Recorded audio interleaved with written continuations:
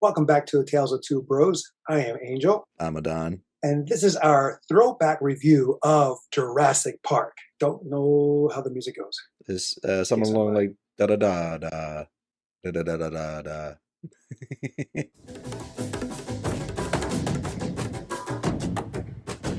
Spoilers. So we're going to do a review of Jurassic Park for two things. That the latest Jurassic Park or Jurassic World is coming out, which are including the original Three Musketeers or Three Stooges, however you want to look at it, of the 1996. Oh, sorry, my fault.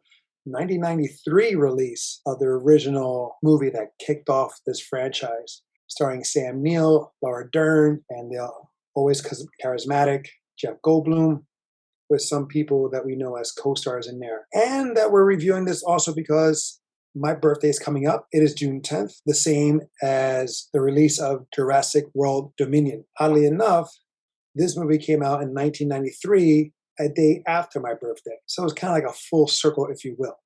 And this is supposed to be the last of the franchise until they make another one, I guess. This movie is an amazing mess. If you look at it as a film student, if you look at it as what to do and what not to do, this classifies as one of those. Really? Yeah, and I'll explain to that later. When was the last time you seen this? Jurassic Park. Yeah. I would say almost 10 years ago. It's been a long time. That long? Wow. Yeah, but I remember a lot. It sticks with you when watching the film. Like you remember all the iconic things, and everybody always talks about them. So that's why I'm intrigued to say, like, the what nots is the interesting part. That I'm curious what you find. Granted, like Jurassic Park is part of our pop culture. Yeah, rightly so, because it's done very well. But again, it's not. And again, I mean, I studied a little bit of film in college. I just watched it last night. It still holds.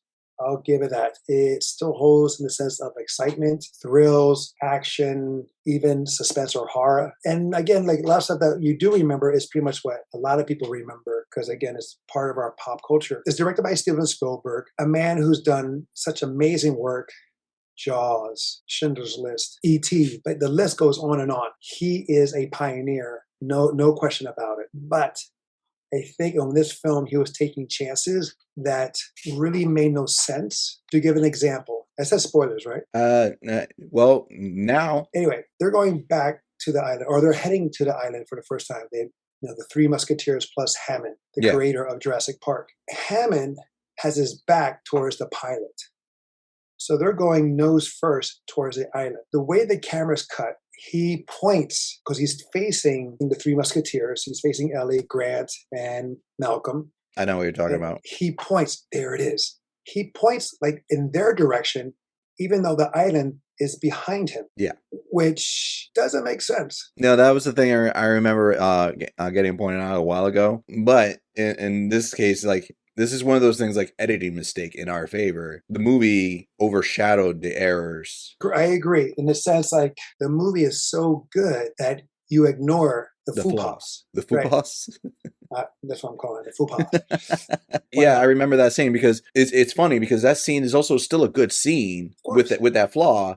Because you have the sound score that was still going on at that moment. Mm-hmm. You're getting captivated by what he's trying to say, and like those performances that are doing, even in the helicopter scene, arguably mundane as it would be, you're really interested to see, oh, what's coming up.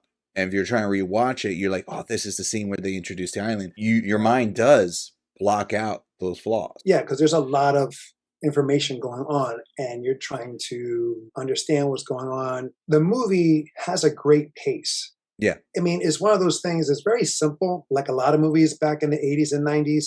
It gets to the point right away. It puts you in danger or the characters in danger right away. Granted, here, it takes a little bit longer for them to be in danger, but it happens.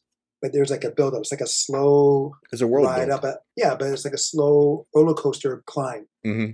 You gain the landscape. You're seeing how the steep is going. You're getting to feel that you're in for a ride for your life. Another one is when they're about to feed, I think, the T-Rex or the Velociraptors, but with a cow. Oncoming screen, walking forward, you see Grant and Hammond on his right side. And then they cut upward to the cow, And then Hammond is immediately on the left side of Grant. So I'm like looking like, what? Again, there's like that continuity factor there of scene to scene or cut scene to cut scene. Another one is when Grant and Ellie, they first see the dinosaurs, and the dinosaurs are walking as a pack. There's trees all around them, but when they cut from behind them to see the dinosaurs walking in the pack, there's no trees.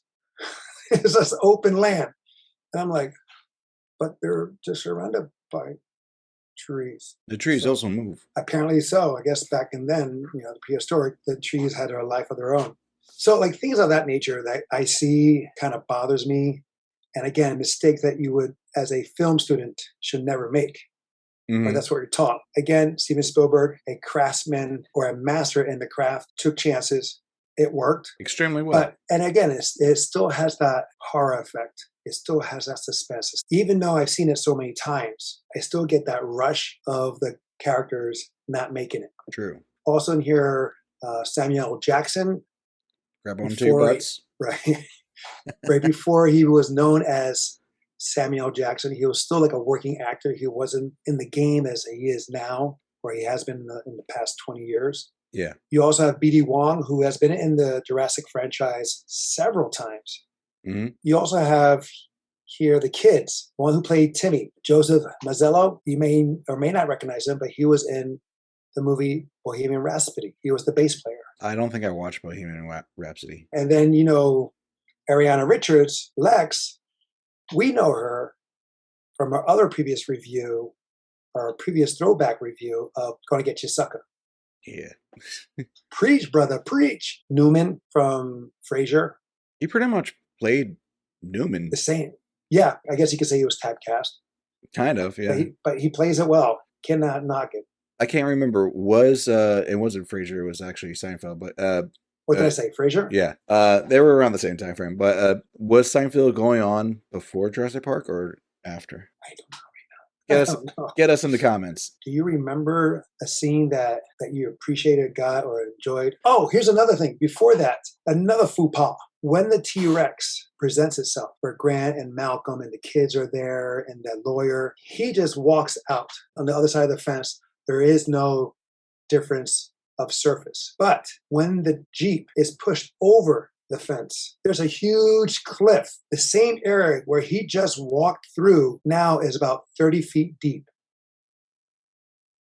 Again, how is that possible where he just walked up on top of the fence easily, didn't use any trees or any of that as leverage, and he pushed the Jeep over the same opening. It was over the same exact opening that he went through? Pretty much, because he just stayed local, because he came up, and remember, he was right by that Jeep of the kids. Yeah, but we're talking about the Jeep when they're like being chased. I'm not talking about the Wrangler. I'm talking about the other, like the Tour like Jeeps. The Wrangler versus the Cherokee. Again, how is that possible? Of course, when you watch it the first, I guess, 5 times, you don't think about it. But after the 6th one, you're like, wait a minute. Hey. Funny scientific fact. T-Rexes are like goats. They climb mountains. Okay, if so, I'm joking. That mountain I know. But I'm just saying that mountain was flat as hell. On a serious note, goats do climb mountains that are like pretty much like this. No, I get it. Yeah. But it's not smooth like a concrete wall. Oh, was it smooth? Yes. And then when the T-Rex tries to break the roof and eat the kids, you can see that the roof, not only does it pop out of place, the glass or the shield breaks. Yeah. Then it goes back to him and is completely whole. And I'm like, wait. So, okay. All right. Sure. I mean, it broke and in a way where the teeth could actually grab the size of the plexiglass. Yeah. And take it off. But somehow it got a little bigger and fixed after it broke. I find that quite genius. The only faux pas, as you like to call it, that I can think of was the end scene. When the T-Rex shows up out of nowhere? Yeah, everybody's like, the T-Rex just pops up. Like, where you first see the T-Rex, you feel the vibrations, you hear it, you get the shaking in the water. Everybody's being chased by the raptors, and then out of nowhere, like a giant ninja, this T-Rex comes out, kills the raptor. It's like, I've come to save the day, and roars throughout the museum. And so, Oh, and then they just walk by them. They established that don't move or he'll see you. And what do they do? They run right by him. Yeah, even though he is being attacked by the velociraptor, he could see that movement as a threat and attack them. But they go right by, almost touching him or it. So I was like, he turned into Godzilla at that moment. He's like, I'm here to save the day. That was the one scene that I remember. That was the one flaw. The faux pas? Yeah, the one faux pas. So you were asking me, what's a scene that stuck out to me that I remember that's not a faux pas? I mean, there's always the classic scenes that everybody always remembers. Kind of remember the scene where the girl gets sneezed on. Oh, that's when they were hiding. Yeah. Right. They're resting, and she's still scared, thinking that all dinosaurs are carnivores. And then they was it a Brachiosaurus or a Bronchiosaurus? Yeah, I think she called it a Vegisaurus. Because she wasn't as, I will not say intelligent, but not as well versed in that field where her brother was. Yeah. Her brother was big into it. She wasn't. So what they did was they made it easier for her to understand who's the threat, who are not the threat. As a kid, that was hilarious to me. As an adult, I do remember the scene where you have Newman trying to escape, and then he's in the Jeep. He gets lost, turn around, and he encounters, I forget the name of the spitter. That was scary. That's an intentionally scary scene. They did have some really good tense suspension scenes, because that spitter, it kind of gives vibes like Aliens. There was a lot of alien vibe, not the first one. I'm going with the second one, because there was a lot of tension vibes with that. When you first find out what happens with Samuel L. Jackson, that was also a tense moment, tense scene, which there's a fan theory about that. What is it? It got disproven, but when they were talking about bringing back the Jurassic Worlds, in reality, Samuel L. Jackson's character survived, and now he's the new villain, and he's the one that orchestrated everything about how the DNA of the dinosaurs would escape and everything like that. We find out in the sequels, D.B. Wong's character is actually but that was a fan theory, because you never really see Samuel L. Jackson die. You see his arm. So you can assume, right? Yeah. But that'd be kind of funny, because that's the second movie that I know of that Samuel Jackson lost an arm, but we didn't see him actually die. Revenge of the Sith. Oh. He got his arm cut off as well. Yeah, that scene with I want to say Newman, but it's not Newman. It's Nerdy or something like that. Nedry. Yeah. That you call him Ned. The alien is just there. It's just looking. It already has a menacing look to it already. I would not say a prey upon his food, but it's not going to be fun. Here goes another faux pas. It's down the creek. It spits on Ned, and then Ned is freaking out, trying to get into the Jeep. Somehow that creature, let's say it is the same creature, goes into the passenger seat and just waits for him there and just kills him.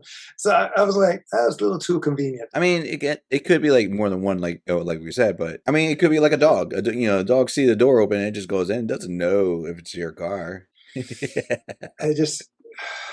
the door was already open, but it just seemed like it went fast around. Maybe they. I mean, the thing is, we're seeing him go into that Jeep. Yeah. The whole time the door is open, but we don't ever see that creature go in. There's several scenes I do like. I like pretty much almost every scene with the kids. Yeah. The scene with the kids are for me, were scene stealers, especially when the action was happening, where they're trying to get. Oh, again. A lot of mistakes where, again, when you first see it a few times, you don't really think about it. Especially around that time, we're captivated by the special effects, which was amazing. They were, and I'm gonna ask you about that in a little bit. But also, a lot of the actors were really good actors. Like we said, if you get captivated enough into a film and you're enjoying the experience, your mind will block out the negatives. And I do believe there was even a experiment where you can get a paragraph where you're reading and they'll just remove words. So the sentences are incomplete, but your mind will fill in the blanks by default. Or that the words are moved around, but you read it in one way and then it says you misread it. Look at it again. And you're like, oh snap, I did. So, and it's just how your mind is tricked. They had a great combination of CGI and practical effects. True. And there's some funny stories So- about those practical effects. Like what? The T-Rex, that was a big practical effect thing. One, a lot of the people were scared about being around the T-Rex because it would have malfunctions. Like it would literally jerk and move around or snap on its own. And that was because it would get constantly wet. So it was like shorting out and like it would literally have sharp, jagged movements on its own. So people were afraid of it. Secondly, it also gained weight as they were filming. Does a machine gain weight? Because the outer makeup of the was also used by latex and foam. Also the water. Yeah. And so like by the time they were doing like the final scene, they had to like digitally like drop weight or make it gain weight. I just wanted it to because like the scenes where it was out in the rain, it was soaking up the moisture and they couldn't get that out. So they in post they had to adjust the CGI version of it so they could match the size. Well, that's pretty damn good because they did a great job then. Yeah. I mean, that's pretty impressive back in 1996 or 93. And when you consider it, like, they had to do all that stuff before they released it in 93. So technically, even earlier than that. I think Industrial Lights and Magic was the people for it in post. He made you believe dinosaurs can exist. When the video DNA presentation, couldn't help but think of Loki. Oh, yeah. This minutes in that explanation how time stream works and how the DNA thing works. Loki series got inspired by what happened here in Jurassic Park and their presentation for explanation of. I can see that because, like, again, if you guys haven't seen Loki, you should watch it. But just episode 1, when they're going to miss minutes at explaining the timeline, is pretty much the introduction of explaining how they get the dinosaur DNA. It just works. It could be wrong or whatever, but it just makes sense. For the adults actors. Oh, I forgot the other faux pas in the sense of when they're trying to escape down the tree. Yeah. And try to get down before the vehicle crashes on top of them. I'm going like, why don't you just go to the other side of the tree? It's a big enough tree. There's branches all around. It's heading down in one direction. I understand. It's all about the drama, the suspense of it all. But it would have been like, just go there and then maybe meet a new danger. There's another creature there waiting on the side, what have you. But I just found it funny that they went straight down, almost like, it's like you don't run straight away from someone who has a bow and arrow or gun. You go side to side. Yeah, like in a movie or a cartoon, like you see someone falling straight down and everybody just keeps running straight. And like you're clear on left and right, but you're just going to run down the middle. And again, first few times, you accept it. You take it. You embrace it. Then you're like, wait a minute. So again, everything that dealt with the kids was awesome. Fighting the velociraptors at the hall, in the kitchen, electric fence, the toilet. Then the toilet. The lawyer ran to the toilet. Well, not him. I don't mean not about him. I'm just talking about the kids. Oh. I'm glad he was taken care of. But for adults, you got to give it to Jeff Goldblum. Oh, he stole the show. Man, oh my God, he was Mr. Rockstar. The way he walked out, the way he carried himself, the way he laid himself. They did depict him as a scientist rock star. And that's pretty much like, yeah. And that was the funny thing is like, he's depicted as a scientist rock star, but the other scientists are like, are you really a scientist? I mean, like, do you really know what are the words that are coming out of your mouth? That's the kind of vibe that you get when you're watching them interact with him. Was it he deals in chaos theory or something like that? Yeah. So it's more theoreticals that he deals with, and it just applies. And of course, the famous line, nature finds a way. That character, or the way he presented that character, it felt like that's the Jeff Goldblum that we know and love, that we see today. Yes, it is. His rhythm, his timing, his cadence, because we've seen him in The Fly, we've seen him in Big Chill. Earth Girls Are Easy. Right. And he wasn't like that. Yeah. But here it was just more like him being him. We've seen that also in Thor Ragnarok. And it works. His quirkiness, his comedic timing, it totally works. And I love it. And again, like I said, when he's laid out and his shirt is open, almost like he's at the beach, but he's fully clothed. Yeah. Giving that hunk vibe. Which, I mean, I just find it hysterical because they just zoomed on him. There's actually a statue of that pose of him.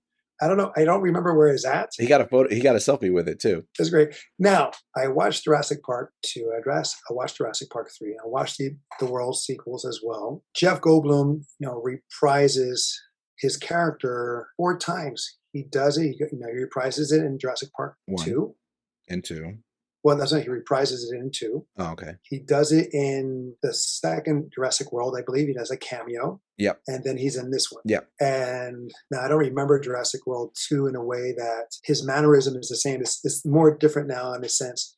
He knows what's up. Yeah. See, I'm trying to remember how he acted. He was more Well, that's the thing, and that's the funny charismatic in this one. He was more charismatic in Jurassic Park.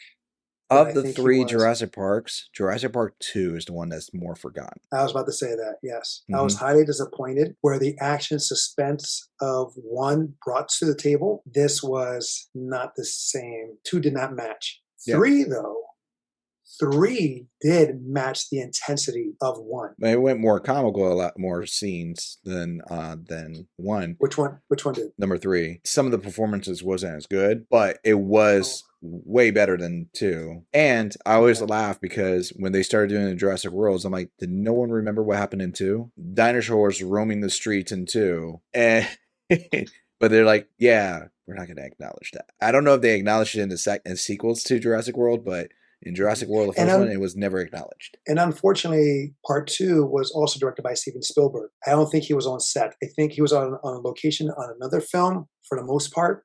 So he wasn't 100% there. Yeah, I think he was doing 2 movies at the same time. I could be wrong, but that's what I think that's what happened. I mean, how else was this so bad in comparison to the first one with the same director? Now, granted, Steven Spielberg did Raiders of the Lost Ark, and Raiders of the Lost Ark is a lot better than Temple of Doom. Temple of Doom is good, but in the sense of the 3, everybody will put Temple of Doom as the third part. Growing up, I was a big fan of Temple of Doom, but that was like my first introduction to Indiana Jones, so that's why it's a fondness. But then that got shafted into hierarchy of greatness when they came out with the skull. Crystal Skull boosted my movie to greatness. I try not to think of that one at all. Besides the faux pas, what else did you not like? Funny enough, it's like, even as a kid, the fact that the movie was like slow, like you said, it had a slow start, slow beginning. That didn't bother me as a kid growing up, which is actually a testament to the film. There wasn't a scene that really stuck out to me like, this was a garbage scene, or I didn't like this, or I would skip past this scene growing up as a kid. And in my adulthood, I wasn't really couldn't enjoy the scene. If anything, the Brachiosaurus CGI, not the practical effect, the CGI. Oh, I talking about when they first introduced them. When they first introduced them. The last time I saw it, I felt like that part didn't hold up for the CGI aspect, and I'm like, okay, maybe that could have been trimmed. I loved a lot of the scenes, like even the scene with the Triceratops in the mountain of poo. That was practical. The thing about that movie that stuck with me was the practical effects was actually stellar. The CGI for that time was great, but CGI over years, if it's not above the status, loses the effect. Let's say like an anniversary comes up. Try to re-res that? Yes, they should redo the CGI. What a lot of companies do now is that they transfer the movies from DVD to Blu-ray to 4K. True. But nothing really improves. They keep it the same just to give a better resolution, but they don't fix the mishaps where they couldn't do back then, but they can do now. Yeah. Because all they needed to do with that scene that you were mentioning is just more like clean it up with the lighting to match, because it looked flat. Let it make it more stand out, pop out a little bit more, and that would have been great. It's a classic. It'll always be a classic, even with all the faux pas. It works still. Yeah. I mean, is it safe to say that this is worth the watch? I would say absolutely. Worth the buy? Yeah, I got it. Yeah, me too. Will I buy it if they fix it? They may fix it with this new movie coming out as a box set to make it as a. So wait a minute, hold up. Came out in '93, right? That's what you said. Just a shy of 30 years of the new movie coming out. Man, it would have been kind of cool as 30th. Well, maybe they'll do it for the 30th anniversary. Well, when you think about it, like by the time they air this out, and then they release it on like 4K and whatnot, they'll probably do a full box set by like 2023. So they'll say like 30th anniversary resale. Guess who was one of the producers? Do you know? That gets shit on now almost every day. There's so many. Kathleen Kennedy. Oh yeah. She produced a lot of Steven Spielberg and George Lucas stuff. Projects, yeah. She gets crapped on all the time, and it's not really her fault. They blame her. They want to blame her, except for the people who are really at fault. True. In the sense of like, never mind, I'm not gonna go there. But it's a whole deep discussion elsewhere. Yes. That is our throwback review of Jurassic Park ahead of Jurassic Dominion. That's premiering on June 10th, my birthday. I was going to do Speed, but I thought, why not do Jurassic Park and Jurassic World, make it full circle. Until the next time, will be the next time. I am Angel. I'm Adan. Love you, bro. Love you, bro.